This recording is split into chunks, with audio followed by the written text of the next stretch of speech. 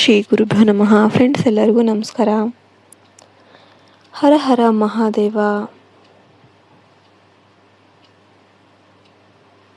ಪ್ರೀತಿಯ ಕುಂಭರಾಶಿಯ ಬಂಧುಗಳೇ, ನಿಮ್ಮದು ಗಾಳಿಯ ತತ್ವದ ರಾಶಿ. ವಿಶಾಲವಾದ ಮನಸ್ಸು, ಸದಾ ಇತರರ ಒಳಿತನ್ನು ಬಯಸುವ ಗುಣ ನಿಮ್ಮದು.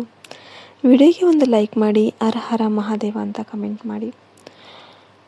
ಆದರೆ ಕಳೆದ ಕೆಲವು ವರ್ಷಗಳಿಂದ ನೀವು ಅನುಭವಿಸುತ್ತಿರುವ ಆಂತರಿಕ ಸಂಘರ್ಷ, ಮಾನಸಿಕ ನೋವು ಮತ್ತು ಒಂಟಿತನ ಅಕ್ಷರಶಃ ನಿಮ್ಮನ್ನು ಹೈರಾಣಿಸಿದೆ ಅಲ್ವಾ?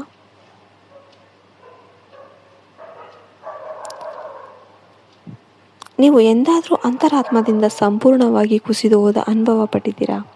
ಹೊರಗಿನ ಪ್ರಪಂಚದ ಮುಂದೆ ಮುಗುಳ್ನಗುತ್ತಾ, ಎಲ್ಲರೊಂದಿಗೆ ಅಸನ್ಮುಖವಾಗಿ ಮಾತನಾಡುತ್ತಾ, ಒಳಗೆ ಮಾತ್ರ ಅತೀವ ನೋವನ್ನು ಬಚ್ಚಿಟ್ಕೊಂಡಿದ್ದೀರಾ? ಕುಂಭರಾಶಿಯವರೇ, ನೀವು ಎಲ್ಲರ ಜೊತೆ ಇರ್ತೀರಾ, ಆದರೆ ಎಲ್ಲೋ ಒಂದು ಕಡೆ ನೀವು ಸಂಪೂರ್ಣ ಒಂಟಿ ಅಂತ ಭಾವನೆ ನಿಮ್ಮನ್ನು ಸದಾ ಕಾಡ್ತಾ ಇರುತ್ತೆ. ಜಗತ್ತಿನ ಕಣ್ಣಿಗೆ ನೀವು ಗಟ್ಟಿಯಾಗಿ ಕಾಣಿಸ್ತೀರಾ, ಆದರೆ ಏಕಾಂತದಲ್ಲಿ ನಿಮ್ಮ ಕಣ್ಣೀರು ನಿಲ್ಲೋದಿಲ್ಲ. ನೀವು ದೇವರೆದುರು ನಿಂತು, ನಾನು ಅಂತ ತಪ್ಪೇನು ಮಾಡಿದೆ, ಎಲ್ರಿಗೂ ಒಳ್ಳೆಯದನ್ನೇ ಮಾಡಿದ್ದ ಒಂದು ನಾನು ಬಯಸಿದೆ, ಆದರೆ ಯಾಕೆ ನನಗೆ ಈ ಥರ ಮೋಸ, ಈ ಅವಮಾನ ಮತ್ತು ಯಾಕೆ ಈ ಅನಿಶ್ಚಿತತೆ ಅಂತ ನೀವು ಪ್ರಶ್ನೆ ಮಾಡಿದ್ದೀರಾ? ಫ್ರೆಂಡ್ಸ್, ನೀವು ಆ ಕತ್ತಲೆಯಲ್ಲಿ ಕುಳಿತು ಕಣ್ಣೀರು ಹಾಕಬೇಕಾದಾಗ ನೀವು ಒಬ್ಬಂಟಿಯಾಗಿರಲಿಲ್ಲ. ನಿಮ್ಮ ಪ್ರತಿ ಹನಿ ಕಣ್ಣೀರನ್ನು ಗಮನಿಸುವ, ನಿಮ್ಮ ಪ್ರತಿ ಪೀಡೆಯನ್ನು ಸ್ವತಃ ಅನುಭವಿಸುವ ಒಂದು ಶಕ್ತಿ ನಿಮ್ಮ ಜೊತೆಗೆ ಇತ್ತು. ಆ ಶಕ್ತಿ ಬೇರೆ ಯಾರೂ ಅಲ್ಲ, ಅದು ಸ್ವಯಂ ಶ್ರೀ ಮಹಾದೇವ. ಈಗ ಬ್ರಹ್ಮಾಂಡದಲ್ಲಿ ಕಾಸ್ಮಿಕ್ ಶಿಫ್ಟ್ ಸಂಭವಿಸ್ತಾ ಇದೆ. ಮೇ 15, 16, 17 ಈ 3 ದಿನಗಳು ನಿಮ್ಮ ಬದುಕಿನ ದಿಕ್ಸೂಚಿಯನ್ನು ಬದಲಾಯಿಸ್ತವೆ. ಇದು ಕೇವಲ ಗ್ರಹಗಳ ಚಲನೆಯಲ್ಲ, ಇದು ಮಹಾದೇವನು ನಿಮ್ಮ ಜೀವನದಲ್ಲಿ ಪ್ರವೇಶ ಮಾಡುತ್ತಿರುವ ಕಾಲ. ಮೇ 15ನೇ ತಾರೀಕು ನಿಮ್ಮ ಜೀವನದ ಬದಲಾವಣೆಯ ಮೊದಲ ಹಂತ ಅಥವಾ ಮೊದಲ ಸುಳಿವಾಗಿರುತ್ತೆ. ಅಂದು ಬೆಳಿಗ್ಗೆ ನೀವು ಎದ್ದಾಗ ನಿಮ್ಮ ಮನಸ್ಸಲ್ಲಿ ಅದೊಂದು ಅತೀತವಾದ ಒಂದು ಶಾಂತಿ ಅನ್ನೋದು ನೆಲೆಸುತ್ತೆ. ಹೃದಯದಲ್ಲಿ ಹೊಸ ಭರವಸೆ ಮೂಡುತ್ತೆ.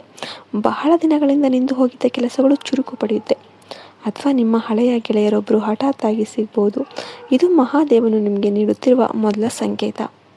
ಮಗನೇ, ಭಯ ಪಡಬೇಡ, ನಾನು ನಿನ್ನ ಜೊತೆ ಇದ್ದೇನೆ ಅಂತ ಸಂದೇಶ.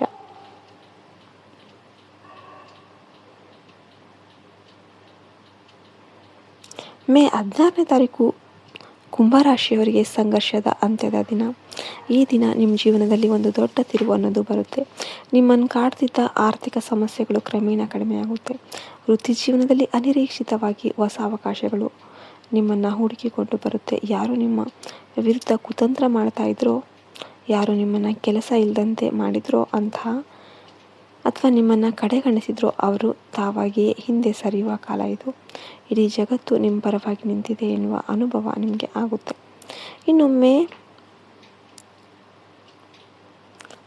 17ನೇ ತಾರೀಕು ಇದು ಸಾಕ್ಷಾತ್ ಚಮತ್ಕಾರದ ದಿನ ಆಗಿರುತ್ತೆ.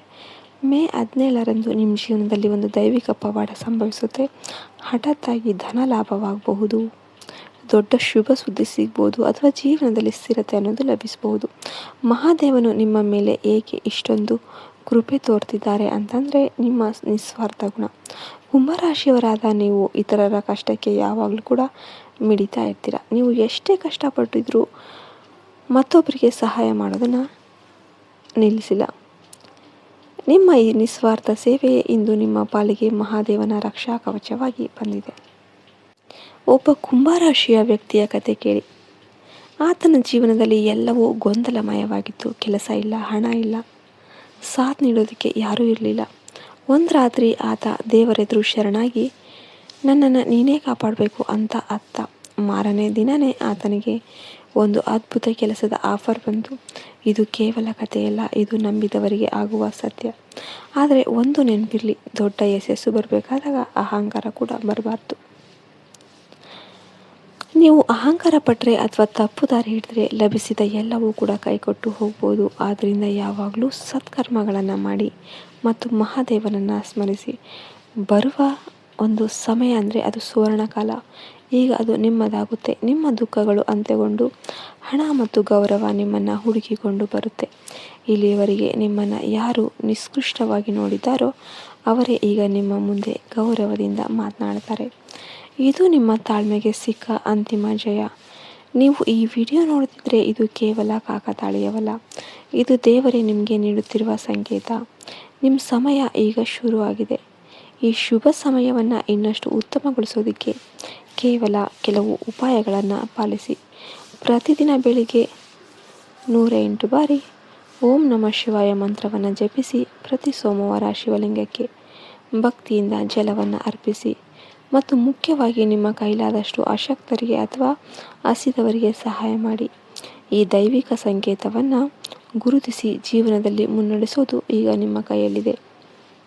ವಿಡಿಯೋ ಇಷ್ಟ ಆದರೆ ವಿಡಿಯೋಗೊಂದು ಲೈಕ್ ಕೊಟ್ಟು ಹರ ಹರ ಮಹಾದೇವ ಅಂತ ಕಮೆಂಟ್ ಮಾಡೋದನ್ನು ಮರಿಬೇಡಿ. ಜೈ ಹಿಂದ್, ಜೈ ಭಾರತ್ ಮಾತೆ, ಹರಿ ಓಂ ತತ್ಸತ್. ಸರ್ವೇ ಜನ ಸುಖಿನೋ ಭವಂತು.